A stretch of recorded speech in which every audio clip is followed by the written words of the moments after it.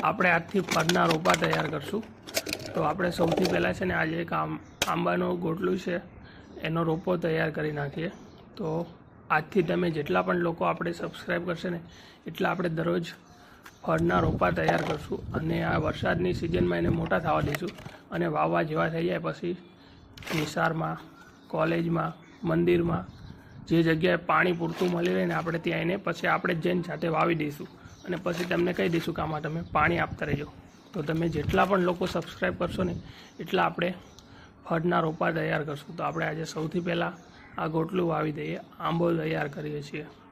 તો હવે તમે જેટલા પણ લોકો સબસ્ક્રાઈબ કરશો ને એટલા હું રોપા તૈયાર કરીશ ફળ ફ્રૂટના જ તે આંબો છે પછી બધા જે પણ ફળના બી મળી જશે એને આપણે રોપા તૈયાર કરી નાખશું।